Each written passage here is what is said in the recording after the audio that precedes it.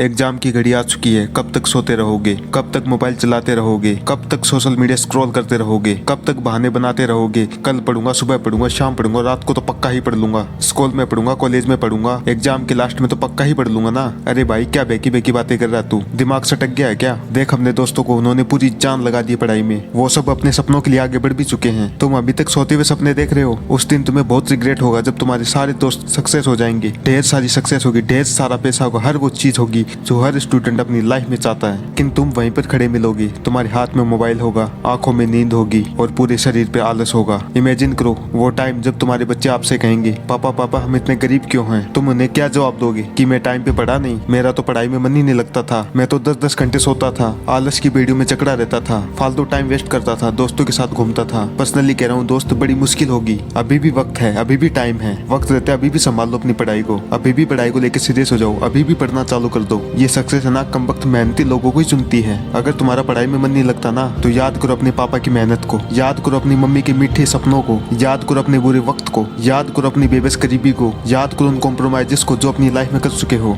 याद करो उन लोगों के तानों को जो अक्सर आए दिन तुम पर मारते थे। दोस्त पढ़ाई में मन लगाने की कोई भी टेबलेट नहीं होती। अगर होती ना हर स्टूडेंट की जेब में वो टेबलेट मिलती। वो टेबलेट तुम्हारे तक पहुंचने नहीं देते। पढ़ाई सिर्फ मेहनत मांगती है, इसे सिर्फ मेहनत करके ही कमाया जा सकता है, क्योंकि सफलता हमेशा त्याग मांगती है। क्या तुम कर सकते हो? अगर तुम्हारा जवाब है हाँ तो लॉग आउट कर दो अपने सारे सोशल मीडिया अकाउंट्स को, उड़ा दो अपनी सारी नींदों को, क्योंकि तुझे रात रात भर जाग कर पढ़ना है। छोड़ दो अपनी सारी बुरी आदतों को जो तेरा ध्यान भटकाती है, और अपने आलस को कह दो कि तू जा, क्योंकि मेरे अंदर पढ़ाई का जुनून है और मेरे जुनून की तेरे साथ बिल्कुल नहीं बनती। और अपनी जीएफ और बीएफ से कह दो मैं अपनी दोस्ती की कसम पर जान दिया करता था, लेकिन अब मैं तुझे कसम देता हूँ एग्जाम के आखिरी दिन तक मत दिखाई देना, वरना वहीं पर दे पटकूंगा, क्योंकि यार मुझे पढ़ना है। अपनी जीएफ और बीएफ से कह दो कि मुझे लॉन्ग डिस्टेंस रिलेशनशिप में रहना है, क्योंकि मेरे बाबू सोना अब मुझे पढ़ना है। फिर अपने आप से वादा करो कि मुझे तो पढ़ना है, आखिरी दम तक पढ़ना है, मुझे हर हाल में पढ़ना है, मुझे सुबह शाम दिन रात हर समय पढ़ना है, मुझे हर एक मिनट हर एक सेकंड पढ़ना है। जब तक लिखते लिखते उंगलियां ना दुखने लगे मुझे पढ़ना है, जब तक इस साल टॉप ना कर लूं मुझे पढ़ना है, मैं मेरी कमबख्त गरीबी को ना मिटा दूं तब तक मुझे पढ़ना है। मैं बस जिद्दी हूँ, मुझे तो पढ़ना है, मुझे मेरे माँ बाप की खुशी के लिए पढ़ना है, मुझे मेरे सपनों के लिए पढ़ना है। दोस्तों गरीब पैदा होना गलत बात नहीं है,